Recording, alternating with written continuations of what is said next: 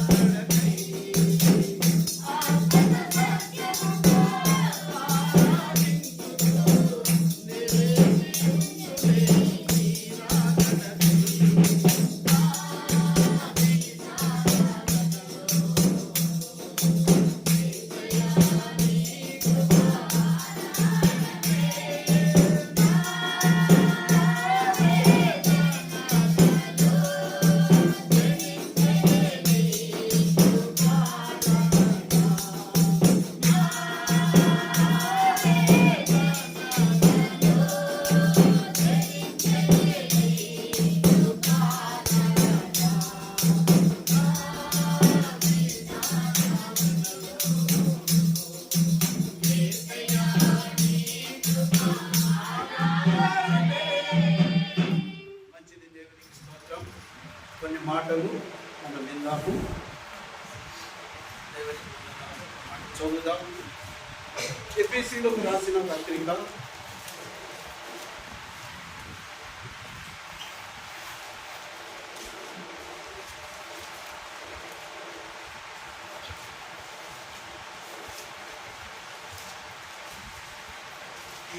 6వ అధ్యాయము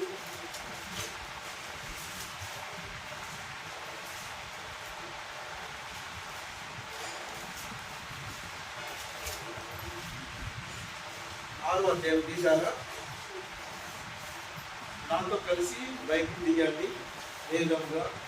ఎఫెసీయులకు రాసిన పత్రిక 6వ అధ్యాయం 10వ వచనం చూద్దాం.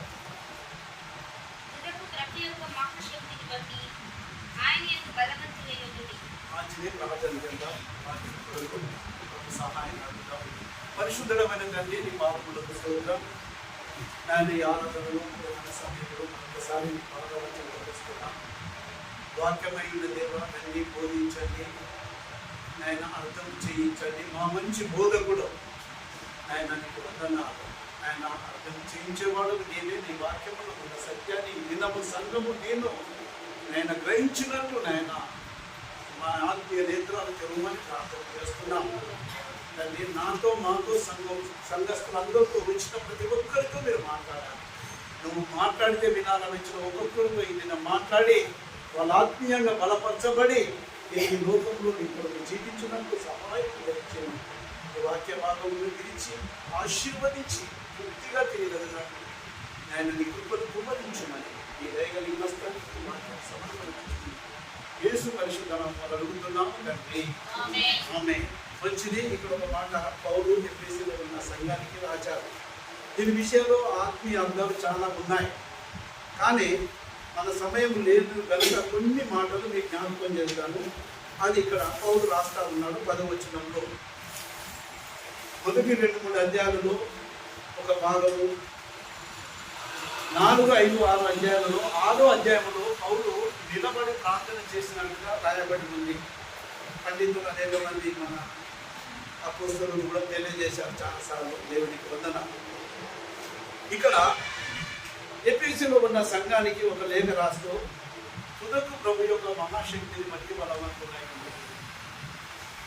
దేవునికి వందనాలు. తుదకు ప్రభు యొక్క శక్తిని బట్టి బలవంతులై జాగ్రత్తగా వినాలి, చక్కగా అర్థం చేసుకోవాలి. శక్తి ఏంటిది, బలం అంటే ఏంటిది? చాలా మంది ఏంటంటే ఎక్సర్సైజ్ చేస్తే బాగా బలవంతులు అనుకుంటాం. దేవునికి స్తోత్రం. మనం లోకంలో చూస్తే 5 మార్కులు చాలా మంది ఉంటాయి. మన కరెంట్ బయట బ్రూసింగ్ చూసినా కానీ ఎందుకంటే బలవంతులు. దేవునికి స్తోత్రం. ప్రపంచానికి హీరో ఆయన. మనం ఆయన గురించి కాదు. ఇక్కడ మనం చూస్తే బైబిల్ ప్రకారం చూస్తే తుదకు ప్రభు యొక్క మహాశక్తిని బట్టి బలవంతులయ్యుండు. ఇప్పుడు ఈ కుర్చీ ఉన్నది, దీన్ని లేపేయాలి. దీన్ని లేపడానికి కావాల్సింది ఏంటిది? ఇక్కడైతే బాగా మాట్లాడతారా? చెప్పండి. ఇది ఇప్పుడు ఎట్లా లేపట్టినాను? ఇక్కడ పెట్టాను. ఏం కావాలి దీనికి? 2 చెప్పకూడదు, ఒక్కడే చెప్పాలి. అయితే ఆయన రాస్తా ఉంటాడు. ఆయన దాస్ అబ్రహం గారని ఆర్మీలో పనిచేసి రిటైర్డ్ అయినా. దేవునికి ఇస్తుంది. శక్తి చేత కాదనను బలము చేత ఎంతో ఫేమస్ అయిపోయింది. దేవునికి స్తోత్రం చెల్లిస్తున్నాను. అయితే ఇక్కడ ఏమంటున్నాడు అంటే తుదకు ప్రభు యొక్క శక్తిని బట్టి బలవంతుడైనది. ఇంకొక ఆయన రాశాడు, పరిశుద్ధాలు కూడా మేడ గదిలో పొందుకున్నది ఏంటిది? మాట్లాడాలి అందరు. దేవునికి స్తోత్రం. 2 సార్లు వింటున్నాం మనం వాక్యం. పరిశుద్ధాత్మ ఈ శక్తి అనేది ఎక్కడిది? శరీరకం నుంచి. అదే వీడు బాగా బలవంతుడు, వీడు కొట్టగలుగుతాడు, వీడు బలమున్నది శక్తి. దేవునికి స్తోత్రం చెల్లిస్తున్నాను. ఇక్కడ తుదకు ప్రభు యొక్క మహాశక్తిని బట్టి బలవంతుడై ఉంటాడు. ఇక్కడ ఆత్మీయ అర్థాన్ని మనం చూద్దాం. మనం ఏ విధంగా ఉండాలి? శరీరకంగా చూస్తే బలవంతులు ఉన్నారు, శక్తి కలిగిన వారు. ఆర్థికంగా ఉంటే బాగా శక్తి ఉన్నది, బలం ఉన్నది అని అనుకుంటా ఉంటాం. శక్తి ఉన్నది, బలం ఉన్నది, 2 కలిపితే ఒక అర్థం వస్తుంది. ఆ అర్థం ఏంటిదంటే దేవునికి స్తోత్రం చెల్లిస్తున్నాను. ఈ మీరు తుదకు ప్రభు యొక్క శక్తిని బట్టి బలవంతులు కావాలి. మనం ఏ విధంగా బలవంతులు కావాలంటే ఆత్మలో బలవంతులు కావాలి. ఈ శరీరమైన శక్తి పనిచేయదు. ఒక సైతాన్ పట్టిన ఒక ఆమె దగ్గరికి వెళ్ళినాము. అదేనంటే మనము నాకు బాగా శక్తి ఉన్నదని మనం ప్రయోగిస్తే అది ఉపయోగపడదు. దేవునికి వందన.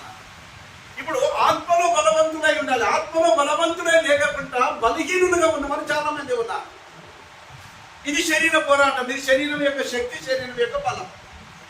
ఇప్పుడు తుదకు ప్రభు యొక్క మహాశక్తిని బట్టి బలవంతుడై ఉండాలి. ఎందుకంటే ఎందుకు బలవంతుడై ఉండమని అంటున్నాడే అపవాది తంత్రం ఉన్నదంటే మనం అక్కడ గుర్తించడానికి మనం ఆత్మలో బలవంతులు కావాలి. ఎంతమంది మన ఆత్మలో ఎంత ఆరాధన చేస్తే అంత బలం వస్తుంది, ఎంత ఆరాధన చేస్తే అంత శక్తి వస్తూ ఉంటుంది. ఇలాంటి ఆరాధన లేకుండా ఏం చేస్తున్నామంటే రోగాలు వచ్చినప్పుడు, సైతాన్ని పట్టినప్పుడు, కొన్ని సమస్యలు వచ్చినప్పుడు నానా రకాలుగా కృషించిపోయి ఎవరికి చెప్పలేకుండా దేవునికి స్తోత్రం లోపల కుమిలిపోతా ఉంటాం. ఇప్పుడు ఈ ఆత్మలో బలవంతులు కావాలంటే మనం దేవునికి స్తోత్రం చెల్లిస్తున్నాను. మనం ఎగ్జాంపుల్ గా చూసుకుంటే మనము ఒకరి జీవితాన్ని చూద్దాం. దేవునికి వందనాలు. యోబు గ్రంథానికి వచ్చేస్తాం.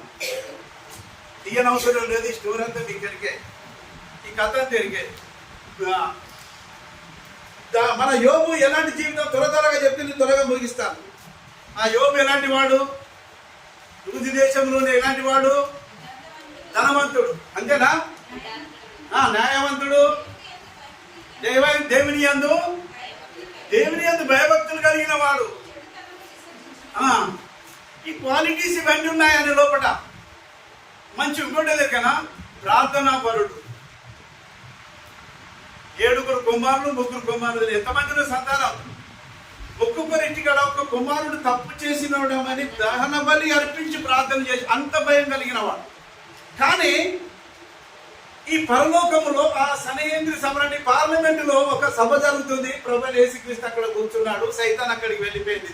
ప్రభు అడుగుతున్నాడు, భూమి మీద ఎక్కడి నుంచి వస్తున్నావు అంటే నేను భూమి మీద సంచారం చేసి వస్తున్నాను.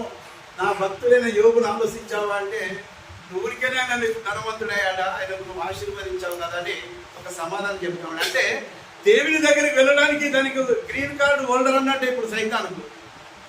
దేవుని యొక్క సభ దగ్గరికి వెళ్ళి అందరూ కూర్చున్నారు. దేవునికి స్తోత్రం చెల్లిస్తున్నారు. పరిశుద్ధులు అందరూ కూర్చున్నారు. దేవదూతలు కూర్చున్నాయి. శరాబులు కెరూబులు చూస్తూ ఉన్నాయి. దేవోమ దేవుడు సింహాసనం ఆశీర్వై కూర్చున్నాడు. అక్కడ కనబడుతున్నప్పుడు ఆ మాట అడిగినప్పుడు ఊరికేనే ధనవంతుడేను కంచె వేసినామంటే దేవునికి ఒక పరీక్ష పెట్టాడు. సరే ఆయన ప్రాణాన్ని ఏం చేయకు, నువ్వు ఏం చేస్తూ చిన్న టెస్ట్ పెడితే దేవునికి అంత కొలుపు పెడతాను ఏమంటున్నాడు? ఆ మాట మరి అందరికి అర్థమై ఉంటుంది. ఏమన్నాడు? ఇదే ఆత్మీయ బలం. హల్లెలూయా, హల్లెలూయా.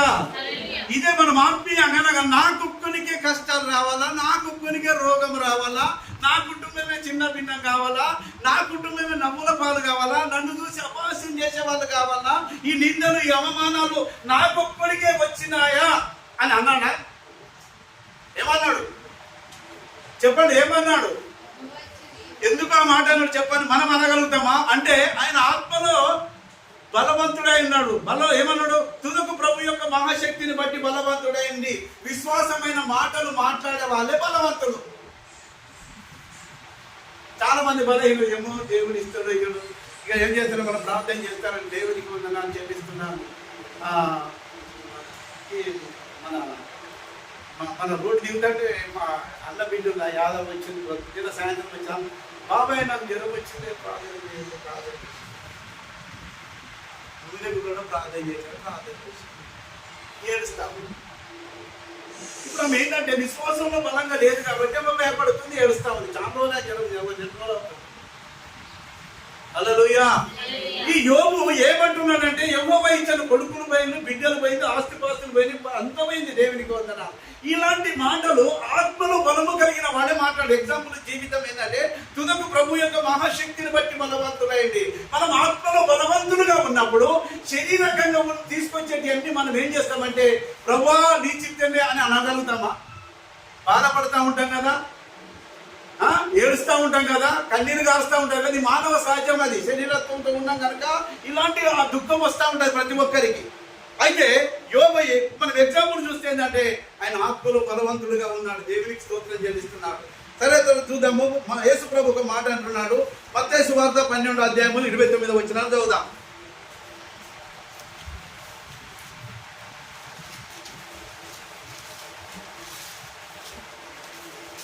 చదవండి.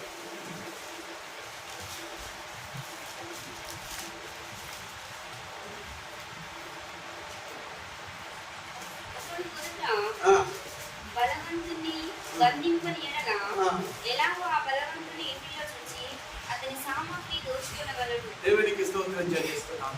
ఇక్కడ వినాలి, అందరు నా వైపు చూడాలి. మీరు ఒకవేళ స్కూల్ పోతే టీచర్ వైపు చూస్తూ ఉంటారు, బోర్డు వైపు చూస్తూ ఉంటారు. ఇప్పుడు ఆత్మీయంగా ఇక్కడ ఏంటంటే మాస్టర్ వైపు చూడాలి, చెప్పేది వినాలి. ఇక్కడ ప్రభు ఏమంటున్నాడంటే, ఒక ఇంటిలో బలవంతుడు ఉన్నాడు. వాడు శరీరకంగా బలవంతుడుగా ఉన్నాడు. వాడిని బంధించకపోతే ఆ కుటుంబానికి విడుదల దొరకదు.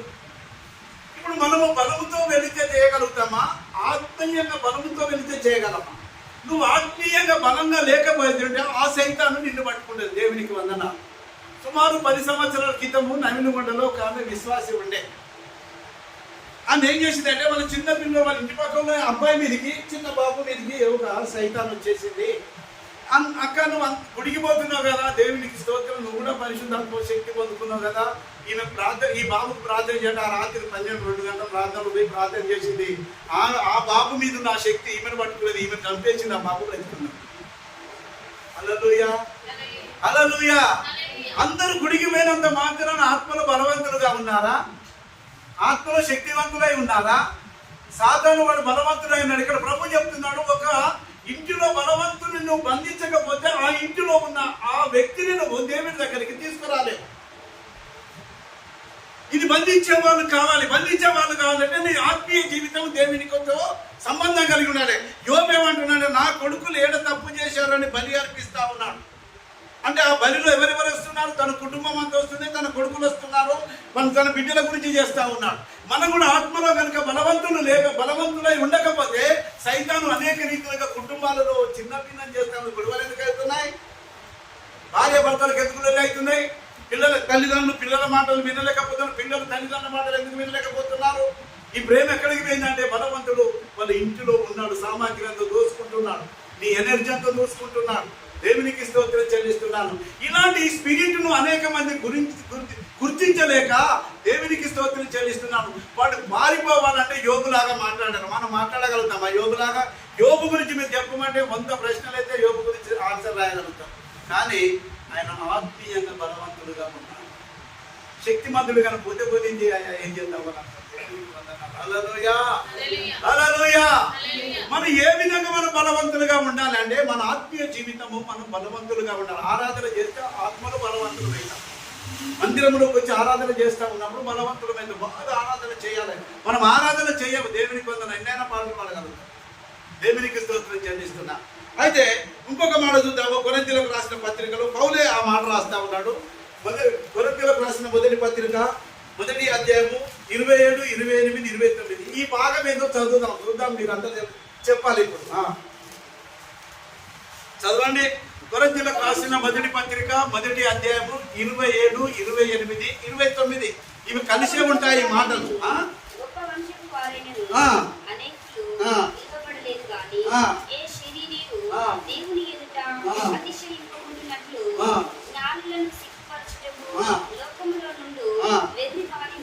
దేవుడు ఏర్పరచుకుని ఉన్నాడు. బలవంతులైన వారిని సిగ్గుపరచుటకు లోకములో బలహీనులైన వారిని దేవుడు ఏర్పరచుకుని ఉన్నాడు. ఎన్నికైన వారిని వ్యర్థం చేయుటకు లోకములో నీచులైన వారిని, తృప్తిపరచబడిన వారిని, ఎన్నిక లేని వారిని దేవుడు ఏర్పరచుకుని ఉన్నాడు. దేవునికి స్తోత్రం. ఇక్కడ ఏమర్థమైంది? మనమట లోకములో ఉన్న బలహీనులనట దేవుడు ఏర్పరచుకొని ఉన్నాడు. మరి బలవంతులైన వారు ఎవరు? ఒక గుంపు కనబడుతుంది. ఆ బలవంతులైన వారు ఏంటంటే ఎవరెవరు? లోకాధికారులు, దేశ ప్రధాని, రాష్ట్ర ముఖ్యమంత్రి, ఎమ్మెల్యేలు, దేవునికి వందనాలు, IAS, IPS, శాస్త్రవేత్తలు, ఖగోళ శాస్త్రవేత్తలు, నాసా శాస్త్రవేత్తలు, దేవునికి స్తోత్రం. ఇలాంటి వాళ్ళంతా మంచి మేధావులు ఉన్నారు. వాళ్ళు ఏంటంటే దేవునికి స్తోత్రం చెల్లిస్తున్నారు. బాగా చదువుకొని ఉన్నారు. అందరూ మన ఎగ్జామ్ రాస్తే మంచి ఎగ్జామ్ రాసి జాబులు కొట్టిన వాళ్ళకి నాలెడ్జ్ ఉందా లేదా? చెప్పండి. ఇంటున్నారు అందరు ఉందా లేదా? ఉంది. అయితే వాళ్ళను వదిలేసి దేవుడు బలహీనులమైన మనలను ఎందుకు పట్టుకున్నాడు అని అంటే, ఈ సాతాను యొక్క తంత్రాలను గుర్తించి వాటి మీద జయం అందుకోవడానికి బలహీనులమైన మనలను, నీచులైన మనలను దేవుడు ఏర్పాటు చేసుకొని స్వరక్తమిచ్చి ఎన్నుకొని ఈ సంఘములకు తోడుకొని వస్తే సైతాను చూసి భయపడతామంటే నీవెక్కడ శక్తి పొందుకున్నా? హల్లెలూయా. అంతే, మన ఆత్మలో మనల్ని సైతాను తెలుసు. దేవునికి వందనాలు చెల్లిస్తున్నాను, దేవునికి వందనాలు చెల్లిస్తున్నాను. ఒకైనా సైతాను పట్టిన ఆయనను ఒక పాస్టర్ గారి దగ్గర తీసుకుపోయి అయ్యా ప్రార్థన చేయాలి అని అంటే దేవునికి వందనాలు చెల్లిస్తున్నాను. ఆ పాస్టర్ గారు అంటున్నాడు, ఆమె దయ్యం పట్టింది, ఆమెమో అరుస్తా ఉంది. ఈయనేమంటుండు పాస్టర్ గారు, నా దగ్గర బైబుల్ ఉన్నది, నువ్వు నా దగ్గర రావు, నా దగ్గర బైబుల్ ఉన్నది, నువ్వు నా దగ్గర రావు. ఈ పాస్టర్ దూరం జరుగుతాడు, తల్లిదండ్రులు భయపడతలేదు. హల్లెలూయా. అంటే ఆత్మలో బలవంతుడుగా లేడు. ఇక్కడ ఏమంటున్నాడంటే, లోకములో ఉన్న బలహీనులమైన మనలను ఎన్నుకున్న, మన బలహీనులమే, మనకు అంత శాస్త్రవేత్తలకు ఉన్నంత జ్ఞానం లేదు. దేవునికి వందనాలు చెల్లిస్తున్నాను. ఈ ఫోన్ ఉన్నది, కనుగొన్నాడు. ఈ ఫోన్లో మనం టవర్ అక్కడ ఉన్నది, దేవునికి స్తోత్రం. మనం ఫోన్ ఒక నంబర్ కొట్టి మనం కాల్ చేస్తాం, ఎక్కడున్నా లైన్లో కొంత మాట్లాడతాం. అంటే ఇంత నాలెడ్జ్ ఉన్నది వాళ్ళకు, మనకున్నదా? ఉన్నదా చెప్పండి? తుదకు ప్రభు యొక్క మహాశక్తిని బట్టి బలవంతులైన బలము కావాలి, ఆత్మలో బలవంతులు కావాలి. ఈ ఆత్మలో బలము లేని వాళ్ళు ఏడుస్తూ ఉంటారు, ఈ ఆత్మలో బలము లేని వారు కుములుతూ ఉంటారు, ఈ ఆత్మలో బలము లేని వారు శ్రమను అనుభవిస్తూ ఉంటారు, ఈ ఆత్మలో బలము లేని వారు ఏమేం చేస్తూ ఉంటారు? బలహీనమైన మాటలు మాట్లాడుతూ ఉంటారు. తుదకు ప్రభు యొక్క మహాశక్తిని బట్టి ఏం చేయాలంటే, ఇవన్నీ మనం ఆత్మలో వివేచించాలి. నువ్వు ఆత్మలో బలవంతుడమైతే నీకు తెలిసిపోతుంది సైతాన్ ఏ విధంగా పనిచేస్తా ఉంది. సుమారు ఒక 20 సంవత్సరాల క్రితము ఉస్మానియా యూనివర్సిటీలో అందరూ చదువుకుంటున్నాడు. ఒకసారి మా పాస్టర్ గారు తింటాడు, అంటే చెప్తాను, అప్పుడప్పుడు మీకు జ్ఞాపకం చేస్తాను. అందరూ చదువుకుంటున్నారు. అందరు లా కాలేజ్ వాళ్ళు ఉస్మానియా యూనివర్సిటీలో ఒక భాగం, ఒక సెక్షన్ భాగంలో వాళ్ళు ఉన్నారు, చదువుకుంటారు. రాత్రి 2 అవుతుంది. ఒక ఆయన లా స్టూడెంట్ చదువుకుంటున్నాడు. 2 అయితే 2 గంటల రాత్రి మంచిగా డోర్స్ తీసేపెట్టే దాని ఎండాకాలం. అయితే ఆయన వచ్చేసి డోర్ పెట్టినాడు. ఎవరు కానిస్టేబుల్ రాత్రి ల్యాండింగ్ చేస్తూ ఉంటారు, వాళ్ళ నక్సలైట్లు వచ్చారా, ఎవరైనా వేరే వాళ్ళు వస్తే వాళ్ళ సంఘ విద్రోహ శక్తులు వచ్చారా అని చెప్పాడు. డోర్ పెట్టినప్పుడు ఈయన ఏం చేశారు, ఇటు కూర్చొని రైట్ కింద చదువుకుంటున్నాడు. డోర్ అక్కడ ఉంది. ఆయన కొట్టి ఏమంటున్నాడు, మై కమింగ్ అంటే కమాన్ అన్నాడంట. దేవుడికి వందనాలు అంటే లోపలికి వచ్చేసి అడిగి రావాలి. పోలీసు వాళ్ళకన్నా లా ఎవరికి ఎక్కువ తెలుస్తుంది? లాయర్లకు తెలుస్తుంది.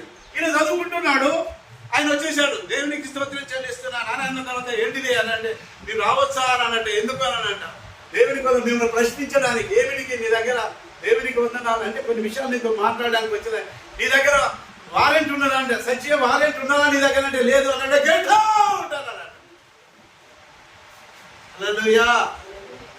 సైతాను నీ దగ్గరికి రావాలంటే నువ్వు ఆత్మలో బలవంతుడుగా ఉంటే నువ్వు కూడా నీ ఇంటి దగ్గరకు వస్తున్న సైతాను ఆత్మలో విమర్శించి గెట్ అవుట్ అంటే అక్కడ ఆగిపోతుంది కదా.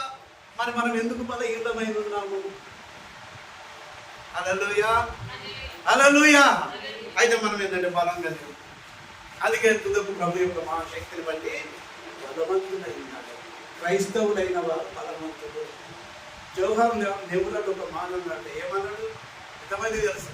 క్రైస్తవులు నిద్రిస్తున్న సింహాలు అన్నాడట. అంటే ఎవరు సింహము?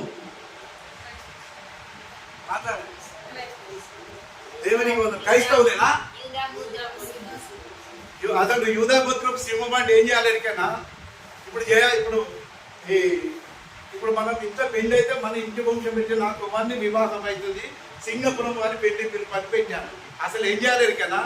యూదా గోత్రం వారి పెళ్లి పిలుపని పెట్టి కింద ఇంట్లో ఎవరని పెట్టారు? విజయ్ కుమార్ యూనిస్ కాదు, రాజవంశం వారని పెట్టాలి. హల్లెలూయా.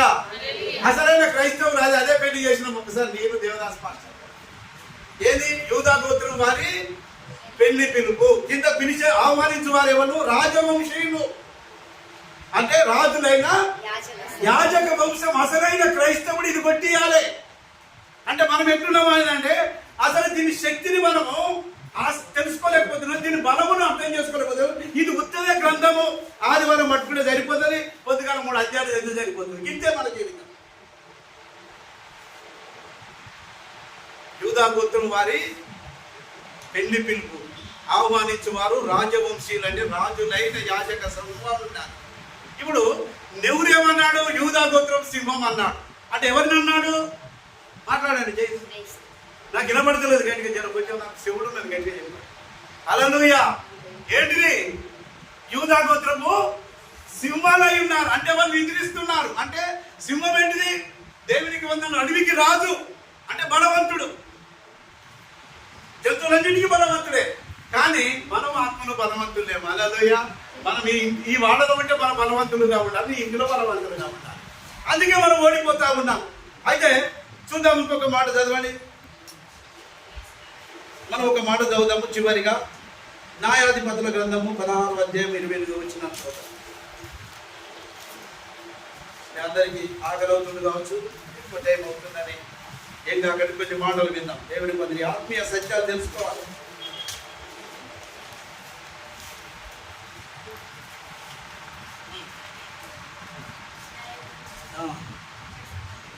న్యాయాధిపతుల గ్రంథము 16వ అధ్యాయము 28వ వచనం. న్యాయాధిపతుల గ్రంథము 16వ అధ్యాయము 28వ వచనం. 16:28 చాప్టర్.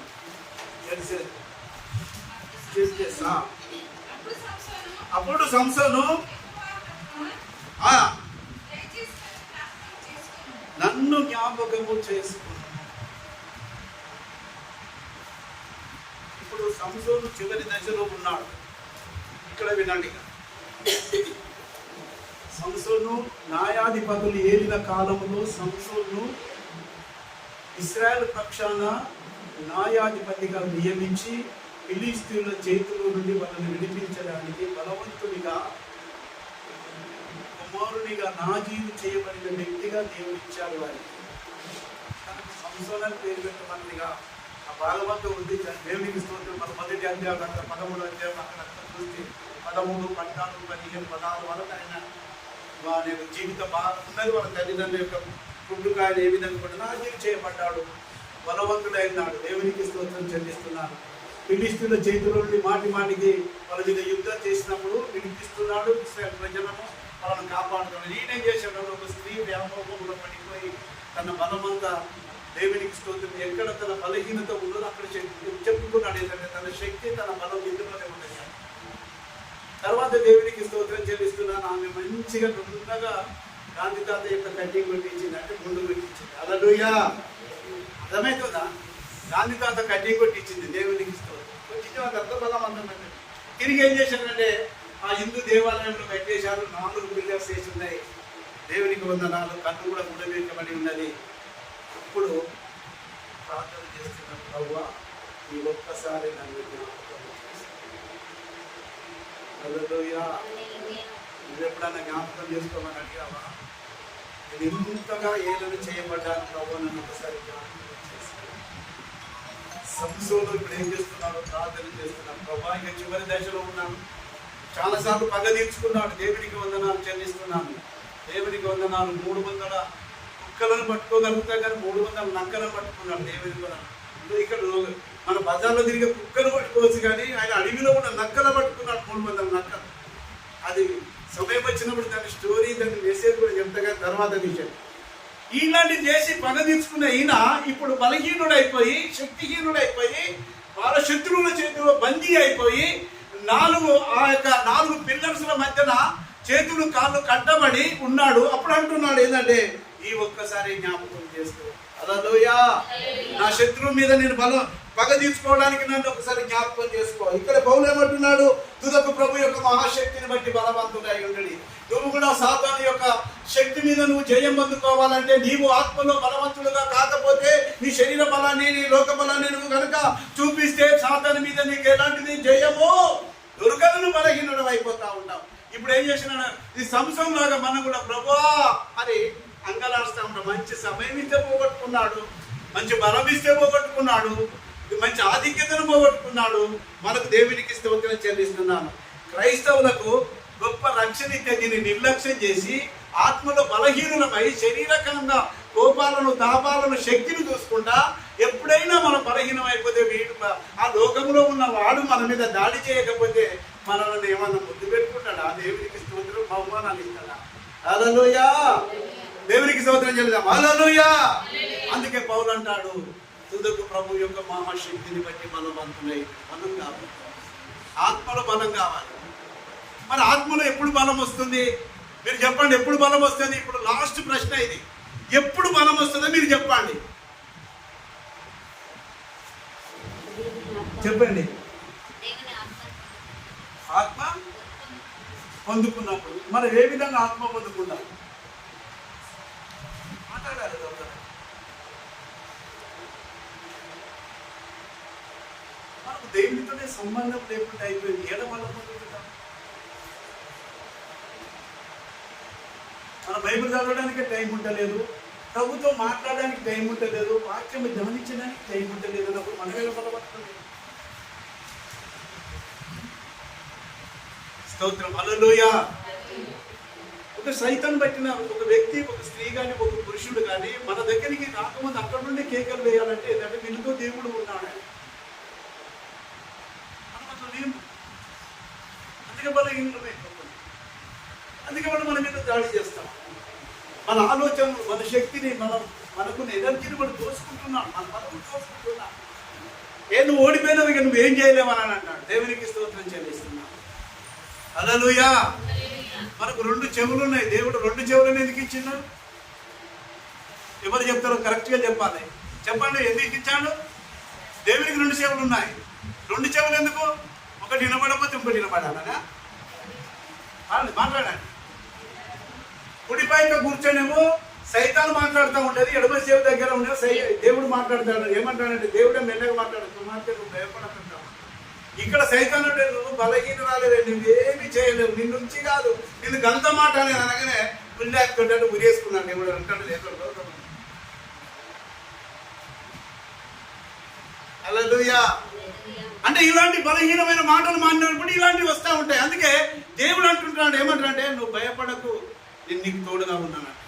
దేవుని స్వరం మెల్లగా వినబడతా ఉంటుంది, సైతాను స్వరం పెద్దగా వినబడతా ఉంటుంది, డీజే పెట్టినట్టు వినబడతా ఉంటుంది. దేనికి లోపడతాం మనం? డీజే దానికి లోపడతాం, అంతేనే కదా. కాబట్టి ఏంటంటే, ఈ దేవుడు మాట్లాడేది వినము. ఎందుకని కదా, దేవుడితో మాట్లాడుతూ ఉంటాడు.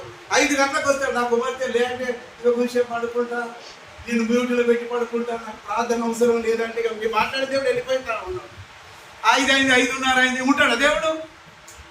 దేవుని చెప్పండి. యాకోబు తెల్లారుతుంది, నేను వెళ్ళిపోవాలంటే అసలు వదిలిపెడతాడు. కట్టె తీసుకొని ఒక్కటి కొట్టాడు దొండి మీద. పెట్టడే కొట్టలేదా? మిమ్మల్ని కూడా కొడతాడు. మీరు 5 గంటలకు లేచి ప్రార్థన ఉండకపోతే కూడా కొడతాడు. మనం కూడా రోజు కుంటుకుంటున్నాడు, వాళ్ళ ఆత్మీయంగా కుంటుతానని దేవునికి స్తోత్రం. హల్లెలూయా. ఇప్పుడు ఏం చేయాలి మనము? దేవుడు పిలిచినప్పుడు ఏం చేయాలి? మాట వినాలి. దేవుని స్వరం వినబడుతుంది, ఎడమ చెవి దగ్గర వినబడుతుంది. యాజకునికి దేవునికి స్తోత్రం ఉండే లక్షణాలన్నీ ఆ బొమ్మను అవన్నీ పెట్టి చెప్తాం మేము వచ్చేసరికి. కానీ ఇప్పుడైతే ఈ మాట వినండి. 2 చెవులు ఇచ్చింది. ఎందుకంటే కుడి దగ్గర కూర్చొని సైతాన్ మాట్లాడుతూ ఉండేది, ఎడమ చెవి దగ్గర కూర్చొని దేవుడు మాట్లాడుతూ. ఈ భుజం మీద దేవుడు కూర్చుంటే, ఈ భుజం మీద సైతాన్ కూర్చుంటే దేనికి లోపడుతున్నాం అంటే సైతాన్ కంటే లోకం ఎక్కువ వినబడుతూ ఉంటుంది. అందుకే మనం బలవంతులుగా ఉండలేకపోతున్నాం. అందుకే తుదకు ప్రభు యొక్క మహాశక్తిని బట్టి మనం తెలిసిపోతుంది. సైతాన్ తెలుసు, నువ్వెవరో నాకు తెలుసు. అవును ఏమంటాడు? స్కైబాయ్ కుమారులను చూసి ఏమంటారు చెప్పండి? మీకు అందరికీ ఆన్సర్ కరెక్ట్గా చెప్తారు. మీరు చెప్పండి. పౌలు ఎవరో తెలుసు, ఇంకెవరు? ఏసెవరో తెలుసు. మీరెవరో మాకు తెలియని వాళ్ళ మీద పడి ఆ దురాత్మ ఎవరని కొట్టింది? చదువుదామా? అది స్కైబాయ్ కుమారులను పట్టింది. వాళ్ళు ఏమైనా దిగంబరులై పాల్పోయినాడు. సాతాను శక్తి మీద మన శక్తి పనిచేస్తుందా? మరి ఆత్మల బలహీనం లేదు కాబట్టి అతనే కొడతా ఉండదు. మరి ఇప్పుడు మనం ఏం చేయాలి? ఆరాధనకు రండి సిస్టర్, బ్రదర్ అని ఉదయకాలము మన ఫోన్ కాన్ఫరెన్స్ లో నేను ఏం చెప్పాను. రాజు కుటుంబం అదేది అమ్మత ఏడు వెంకటేష్ ఏడి వచ్చిండా? దేవునికి స్తోత్రం. మరి దివ్యేది, మహేష్ ఏడి, రాజేడి, రాజితేది, నష్కాలో 2-3 వచ్చింది. కళ శిక్షణ సుశీల శిక్షణ వచ్చింది. దేవునికి వందనాలు చెల్లిస్తున్నాను. ఇంకా కొంతమంది ఎందుకు రాలేదు? వీళ్ళంతా దేవునికి వందనాలు. మనం ఏం చేయాలి? ఆరాధనకు వస్తే ఆత్మకు కావలసిన ఆహారం దొరికినప్పుడు నువ్వు ఆత్మలో బలవంతులు అయితే గుర్తుపెట్టుకోవాలి. ఆత్మకు కావలసిన ఆహారం దొరికే చోట నువ్వు బలవంతులు. అప్పుడు ఏమనిపిస్తుంది, ఇవన్నిటి మీద నీకు జయం దొరుకుతూ ఉంటుంది. అప్పుడు యోగులాగా మాట్లాడితే యోగము ఇచ్చింది ఉంటాయి. నా దేవుడే కావాలంటారు. మనం అనగలుగుతామా? ఈ దినము యోగులాగా సమర్పణ చేయని ఆయన ఆత్మీయంగా బలంగా ఉన్నాడు. ఎందుకంటే అయ్యో దేవునికి వందనాలు చెల్లిస్తున్నాను. ఒకసారి ఒక ఆయన చెప్తా ఉంటాడు, ఒక ఆయన పాస్టర్, ఒక 10 సంవత్సరాలు ఆయన బాగా తాగిపోతూ దేవునికి వందనాలు. మరి ఇక్కడ వాళ్ళ అమ్మ చనిపోయింది. అరే ఆయన కళ్ళు కాంపౌండ్ కన్నాడు అంటే, అరే మీ అమ్మ చనిపోయింది రా అని చెప్తే, ఇక అరే మా అమ్మ చనిపోయిందా మంచిగా ఇంత ఎక్కువనే తాగి ఈ పీలుగా తీసుకొని పూజ వస్తా ఉన్నాడు. ఇక వాడు ఏమంటాడు, అవ్వా మళ్ళీ ఎప్పుడు వస్తేవే, అవ్వా అవ్వో అవ్వా మళ్ళీ ఎప్పుడు వస్తేవే అవ్వో అని చెప్పాడు. బాగా తాగినాడు. బాగా తాగి ఏమన్నాడు, మళ్ళీ ఎప్పుడు వస్తేవా అవ్వా అవ్వా అని ఎడతాము. అంటే ఇక్కడ మధ్యలో కలిసింది కానీ వాడు ఇంటికి పోయే శాతం అయితే లేదు. అంటే మనోళ్ళు గచ్చినంలో లేని పొందనాలు చేస్తున్నాం. హల్లెలూయా. మనం కూడా బలవంతులుగా ఉంటాం. కళ్ళు మూసుకున్నాం, ప్రార్థన చేద్దాం. మంచిది.